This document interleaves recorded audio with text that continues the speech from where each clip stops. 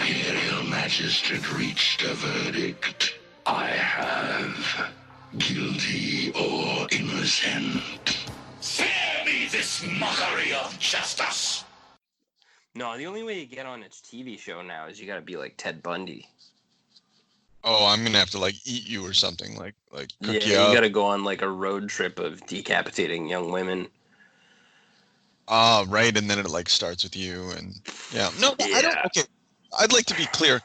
I don't. When I say like something on TV, I mean like a public service announcement. Like, Oh, I thought you meant like a big documentary series. I was gonna say only thing interesting. You either have to be like Joe Exotic, and you gotta get that kind of Tiger King shit going on, where you're like just like an elaborate like maniac, or you have to be a serial killer. One or the other. I'll settle for something for like 5 minutes on the National. Man sues best friend for damages. He owes me $100,000. Yeah. Or you could get on TMZ like that girl did recently. This guy said he didn't believe in wearing masks, and this dude's girlfriend just dumped a coffee on the guy's head. So the guy just got up and punched her boyfriend in the face and broke his nose. And then she got in between them and stood by her actions. And the guy called the cops to advised the police that he'd been assaulted, which he was assaulted. He had his face smashed. However, what he didn't take into consideration was that his girlfriend also is guilty of aggravated assault for dumping a hot coffee on the dude that assaulted him. So I believe they're both charged. So that's good. Everybody wins. Yeah, big win-win. Yeah. What a pussy, man. If you get punched in the face because your girlfriend's a reject, you suck that shit up. You know, if anyone's listening to this, I don't know kind of if you're a fan or something, but you should, if your girlfriend dumps a coffee on someone and you get punched in the face, I mean, you should own that. Yeah. Well, especially because it's, I mean, you could burn the guy. Like, that's a serious offense. I'm sure she did. Yeah. And speaking of bad girlfriends, right? Oh, good. Right very good. Nice segue. Yeah. Before we fucking get too deep into that, I guess we're segueing over to new Teen Titans, the Judas contract. Judas. Yeah. I'd never read this before. So this is Marv Wolfman and George Perez with a bunch of other fucking accomplices. 1984. Issues 42 through to 44, and then like it finishes with an annual or something like that. Yeah. Yeah. I had heard about it. I mean, it was George Perez is our artist who wrote it. Yeah. He's our fella. I think the inker changes around and maybe the letterer, but when Marv and George, I'm on first name basis with them. When they were working on this, they were essentially, and it even says so, like they were their own editors, because Marv was coming. I think he was an editor at Marvel prior to Jumping Ship. Jim Shooter came along, and him and George started this, and it was DC's. It was their X-Men at the time. It was that kind of hit for them. So this was. This was. Yeah, exactly. Oh, God. Yeah. It really speaks to like how, because this is such like, give me the Dark Phoenix saga any day of the week over this. Oh yeah, and I hate the Dark Phoenix saga, but this was fucked. Yeah, this was fucking weird, man. Yeah, like I'll just kind of open up because I'm not even really sure what the story was or where to begin with it. I mean. We start off like kind of we're coming into the middle of whatever the fuck Marv thought his story arc was, and I guess the Teen Titans are like goofing around, like they're trying to channel some teenage, some kind of teenage drama or like teenage action, like we're supposed to imagine they're kind of playful, school age, even though Starfire's just wildly sexualized. Like right off the bat, like the first image, a big gigantic hot rod of a woman which I don't really understand how that works in like a school-age teen drama, unless you're a creepy fucking old guy writing it. I don't know, unless you've watched Riverdale. You know, like, I don't think it's very, like, actually, you know what? Yeah, maybe I'm totally out of line because we just started watching Vampire Diaries a little bit. Kate really enjoys that show. And I'll tell you what, man, it's a sex fest, right?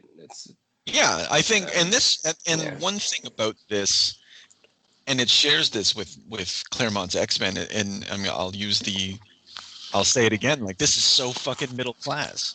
It's like Donna Troy's getting married and everyone's happy and I could be your bridesmaid. Oh, and it's just this, and so yeah, she's very sexualized, but the whole thing is very chaste, and you know, so you like because that day and age, it's almost like these guys came from like it's even middle of the road for the 80s. Even the 80s is a bit more wild and rambunctious than this.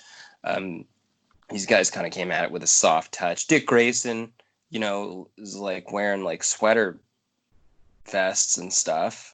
Like a lot of these guys are like ultra, like Changeling's rich. He lives in some sort of mansion and he has like servants that he regularly sexually assaults, and when we're supposed to take that as comedy.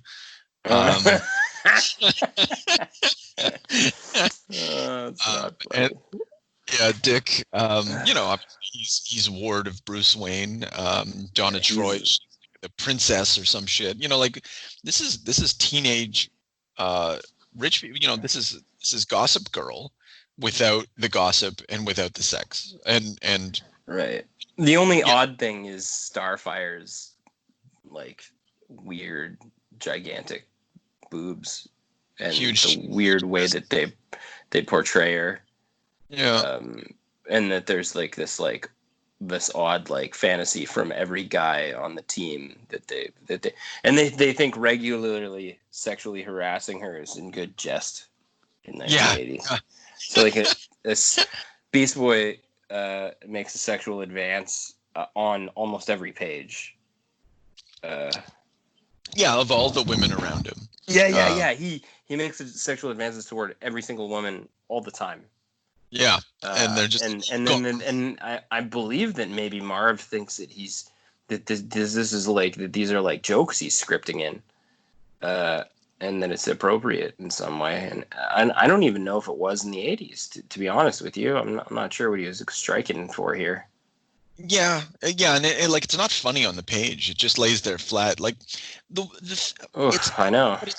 It's not also. It's also like, and I say this understanding that it is offensive, but like reading it, it's so fucking flat. There's like no one's dialogue really sounds like anyone. Like I'm not even offended. Like I don't have a reaction. Yeah. Like, that's stupid. Can we move on? Like, what's the story about? Yeah. The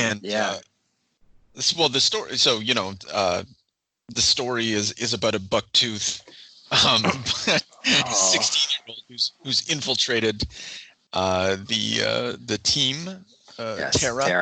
Tara, who's in control of the Earth. Yeah, Tara. Yep. So yeah, she snuck in, and she's working for Deathstroke. I gotta say. Oh no, sorry. Go ahead. So she buddies up with Beast Boy, and starts like a sort of a half-assed relationship. What's that? Oh, his name's Changeling and all this. Beast Boy's you're thinking Titans cartoon, which is totally fair. You know what? I don't give a shit. Okay, sorry. His name's Gar. Garfield.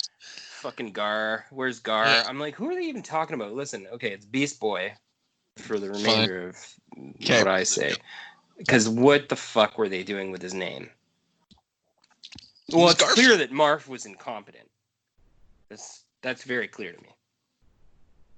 That Marv was incompetent? Yes. Yeah, no, totally. Well, I don't know. He's competent. He's just like, that's it. That's what he has going for him. He's competent. He's like, what do I like? I like sexual harassment and sexual assault.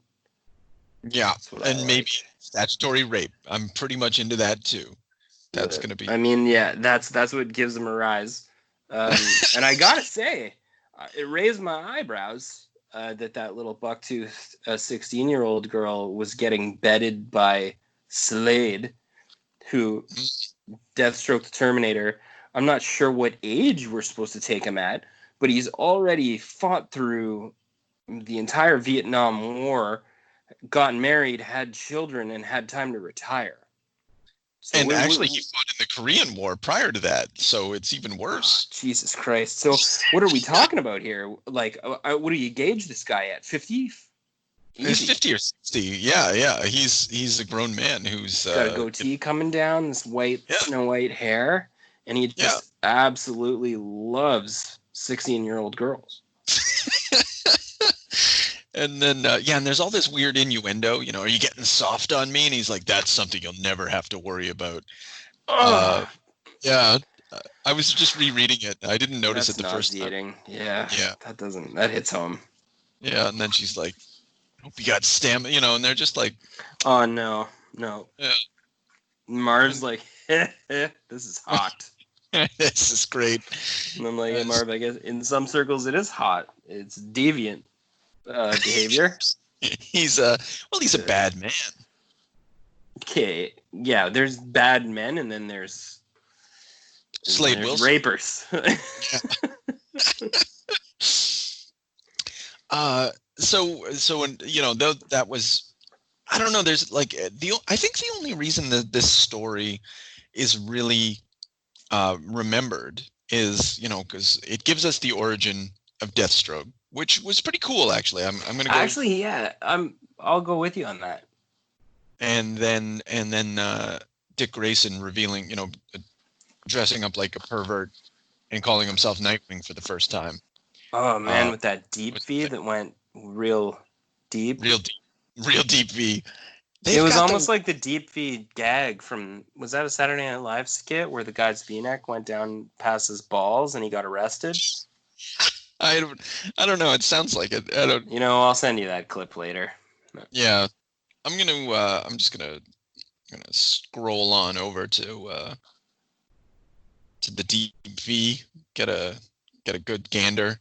Yeah, and then otherwise, like, this story's kind of, maybe if you were reading it, like, because Tara shows up, Teen Titans #2 or some shit like that, and this was a slow burn over a couple years. And so maybe in that context, maybe like all this shit feels like something. And it was kind of cool watching Deathstroke finally, like when he struck and when, actually, no, I think the only thing that makes this cool is watching Dick Grayson put it all together, do his detective shit, and go from place to place. Dick got his ass handed to him. Deathstroke was an absolute fucking murderer, and he was completely unprepared. And which is fair, given Deathstroke's origin and skill set. The fact that Dick got out of that at all was shocking, because he was outclassed. Top to bottom. He more or less jumped out the window and hoped it didn't kill him. Yeah, and then he, like, there was a few other things to that the way that he fell, the way that he recovered his hurting his ankle or his leg, the way that he slipped into a crowd. Dick had more going for him than he gave himself credit for, and then he sort of sleuthed his way through this whole thing. Yeah. Until Slade's wife showed up and basically like, all right, here you go, kid. Here's what's going on. Yeah, but any kind of popularization of Nightwing, I feel like, could easily come from this, because I was really, like, there were some parts of the story that had their own allure, and I think Nightwing's competence and building as a character, if they would have fucking rethought that costume design, they would have maybe even made him more popular. But yeah, I don't know. Again, people. I like George Perez a lot, and then we've given him props. Oh man, he's good. Right. His action scenes and stuff, man. That's a lot of what saved a lot of comics. I think when you go back and you want to lay down, like, if you pull out a George Perez book and it has like a 5-6 issue run, it's gonna be a fucking classic, even if Marv wrote it. You know, basically, I think I could have wrote it, and if George Perez put the fucking pencils to it, you're looking at something pretty exciting. Yeah. You know, no. But on the other hand, he's a terrible costume designer. Like Jericho's costume is just ridiculous. Like, what is this guy? He looks like he's a sort of a glam Roman centurion or some shit.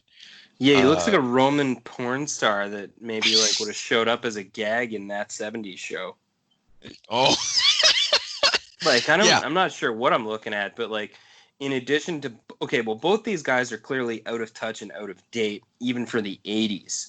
So I don't know how old they were here, but clearly like they were missing some cues, like with what was cool. They're writing and drawing comics since they were like 13 or whatever, like, or I don't know, 16. But either way, like, maybe I'm being unfair, but in order to get into comics at this time, you kind of got to be like a proper fucking nerd. And that's fair. Yeah. Although, we've talked about we've sort of glazed over this kind of thing before when we're talking about like our. I think actually it was in the Dark Phoenix talk that like the ideas that come from comic writers in terms of sexualization or what's cool or what kind of look is cool is always a bit skewed because you're dealing with like legitimate like really like nerdy people. Yeah. And they're sheltered, they're kiboshed, they have strange habits, strange desires. Yeah, deviant sexual desires. One thing that's neat about this is mean. Yeah, well, no, I don't. I really like. I do still. Putting aside everything that we've said, I like all the shit with Deathstroke is awesome, and even that like original, you know, after Slade, he's going to save Wintergreen from the Vietnamese. Oh, the POW camp, yeah. Yeah, POW camp, and he comes out and he's dressed like a bushman, and he's got a sword and you know like the gun. He looks like he looks like Tarzan or what's that fucking one of the hunter guys from Marvel Comics, you know?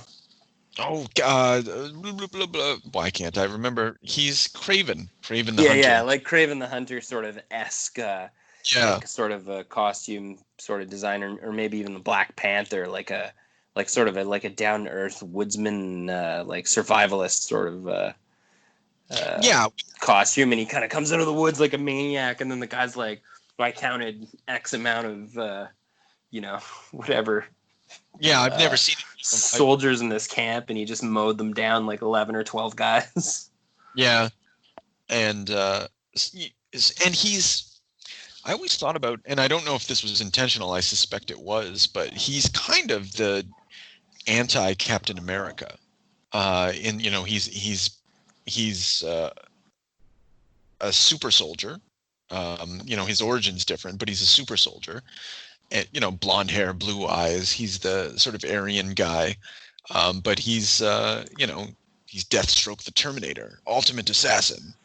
Well, yeah, he's like kind of like, what if a super soldier kind of worked as Black Ops and then ended up kind of getting spat on by the government and ended up in some shitty self-contracted retirement. And it's like a sort of, like a swerve on Captain America, like what if the Captain America path went totally shitty? And that's it's a pretty, that's a neat reading of him too. That's a cool take.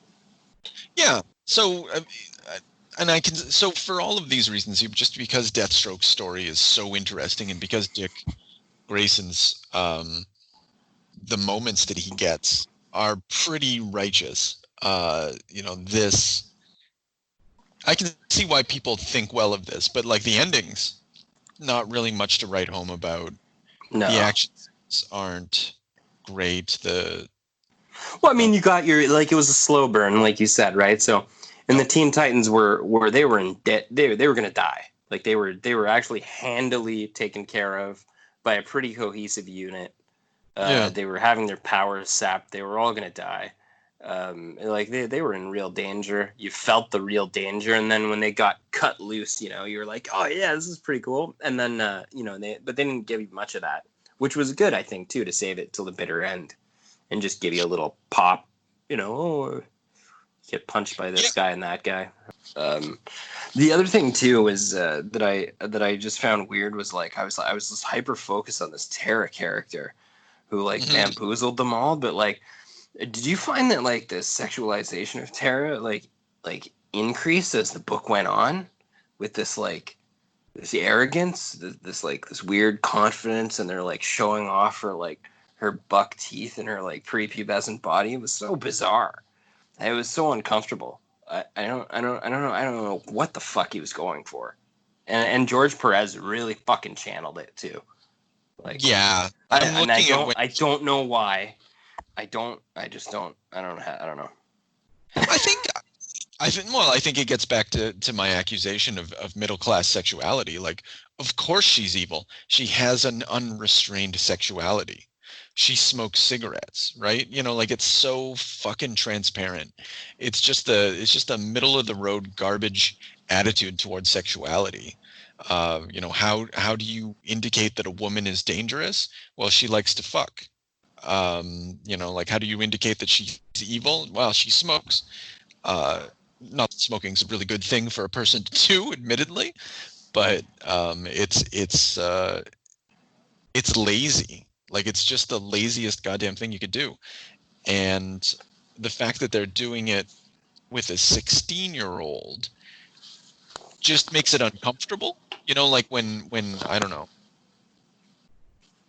I guess when you look at I watched Halloween recently, and it's the typical horror trope where like the girl who has sex is murdered, whereas the girl who doesn't have sex survives. Yeah.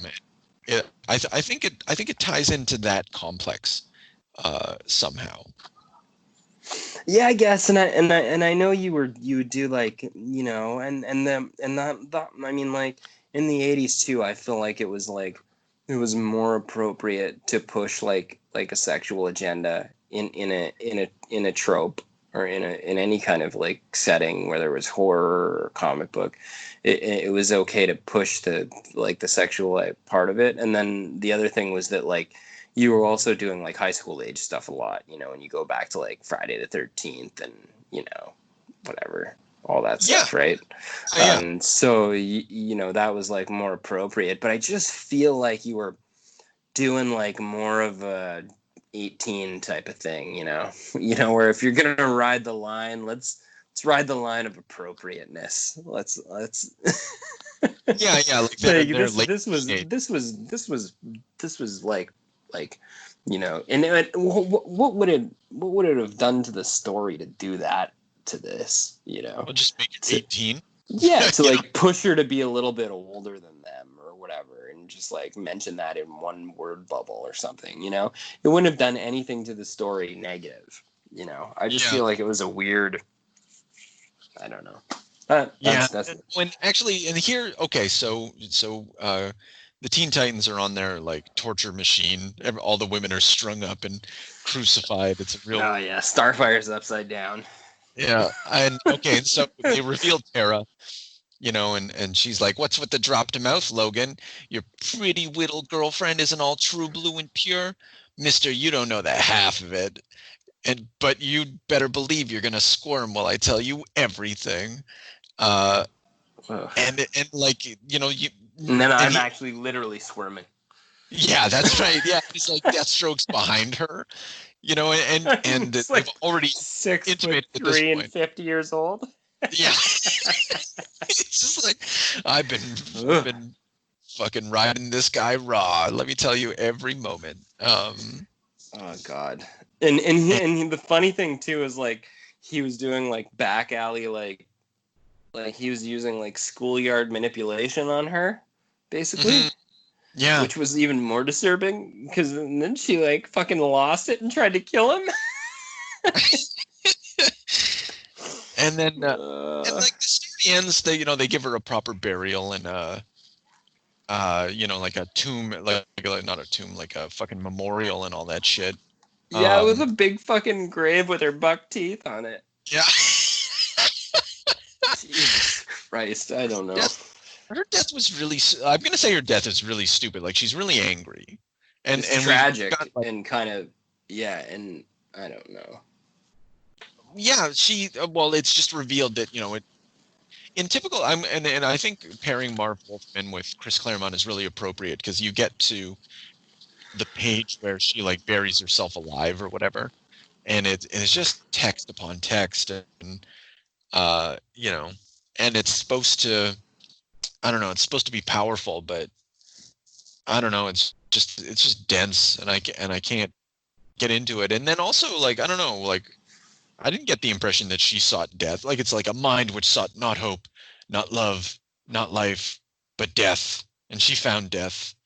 And I don't know, No, she she just wasn't. got pissed, and Yeah, she's accidentally just her really. powers went off the rail. Yeah. She was not a nice person, of course, but No, but she was again, a it just reject, gets but she was a like, stupid teenager. Like, yeah, and but she wasn't. But again, she just wasn't suicidal. She was megalomaniacal. Uh, and but it gets back to this notion, or my feeling that they've got a lazy idea of what evil means for teenagers, and all of that sexuality and all of that spitefulness and all that stuff. It indicates a dead soul. It even has like a religious connotation, um, or a spiritual connotation. Real heroes don't act like that. This line between good and evil is reinforced, and they don't allow it to blur. She's not just a fucked up teenager. She's evil. She sought death. Um, and I guess the only way that they sort of blur the line is by giving her a nice burial, I guess. But nothing in the story makes her seem redeemable in the slightest. no, she wasn't really redeemable. I could but yeah, I didn't. Yeah, yeah, like you say, there were like, it was like they just made like weird conclusions and things didn't fit. And that's just sort of how the whole thing played out. Yeah, but at least they caught. I wonder what they're going to do with Deathstroke now that they found him and caught him. Oh, is he crying? He stares at the father. Oh no, sorry, Jericho was crying. That's fair. Yeah, yeah. What are you, Deathstroke's just gonna get away? I He's a guess so. lifetime assassin and mercenary. What are you gonna do? Put him in the fucking tween tower? You're gonna be fucking out of there in an hour. Now, all we need is a little energon and a lot of luck.